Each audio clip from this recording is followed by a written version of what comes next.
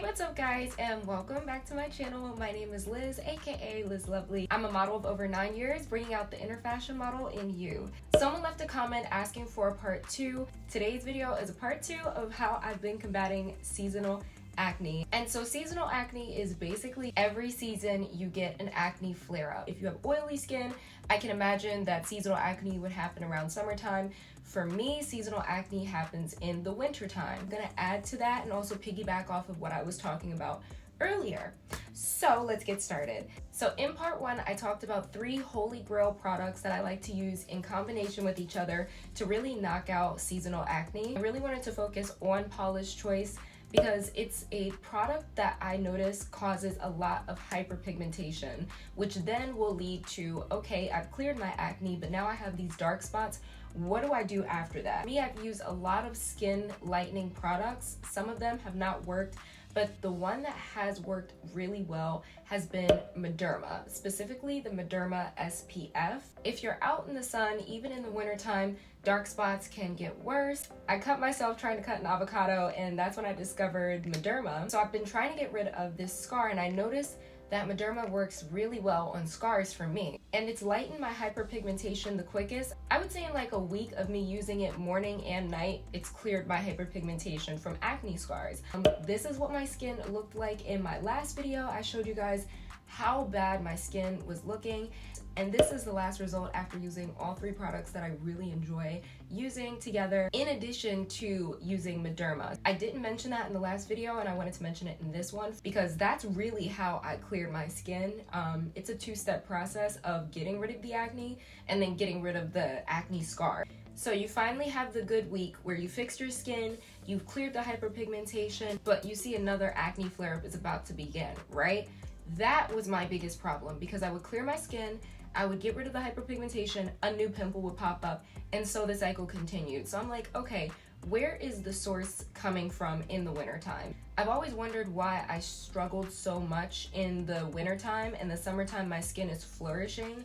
So I'm on the phone with my mom one day, and she's telling me about how she's vitamin D deficient. And I thought, well, I'm my mother's daughter, probably have some vitamin D deficiency as well. I still have to go to the doctor and actually do tests on vitamin D deficiency, but I did some research on vitamin D and its effects on acne, and there is a correlation. So if you are vitamin D deficient, that does add to acne flare-ups. And apparently, vitamin D deficiency is actually really common. Almost half of the American population is vitamin D deficient, and about 80% of specifically Black people are vitamin D deficient. And when you add the fact that you're not outside as much, and also there hardly is any sun in the wintertime, vitamin D is actually a vitamin that I think is affecting my skin. So I started taking these supplements. I got them off of Amazon. My skin has been glowing since I started taking these every single day. Usually my seasonal acne starts in like about 2 months from now, so around January when we're like in the dead of winter. I just started taking vitamin D supplements to prepare myself and prepare my skin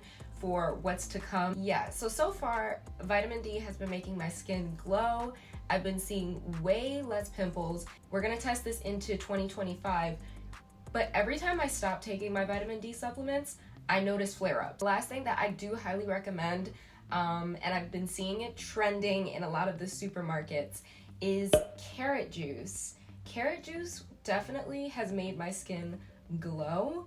I think that carrot juice is disgusting to taste, but it's amazing for your skin. Carrot juice has all of the yummy vitamins like vitamin C, and carrot juice is also something that's really soothing for your skin. So if you have eczema or if you suffer with any sort of irritation, it helps with that too. Another ingredient that I talked about that's helped clear my skin has been La Roche-Posay. Pretty sure I'm saying that right. I've had a love-hate relationship with this brand. They've also kind of caused a rash for some people, and it's caused a rash for me. So it's caused a heat rash for me before. It sucks because the product is really awesome, and I've been wondering why it's causing a heat rash.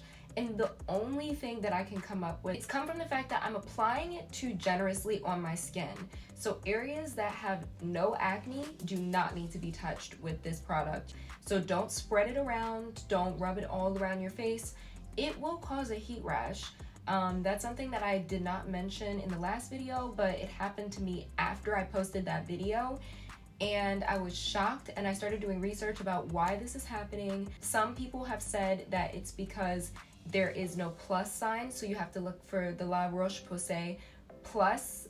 I don't know if that's true, but I ordered another. I figured maybe I just got a bad batch of the last one, and I've only strictly applied it on directly on the pimple that's raised, like probably ready to be popped acne for it to be completely zapped out. Anything else, if it's not fully raised, if it's kind of red and irritated, I kind of avoid putting La Roche-Posay on that. So that is just an update to my part 1 video on how I've been combating my seasonal acne with some more tips, tricks, and products that I think would really work. But yeah, if you guys have any questions, leave them in the chat.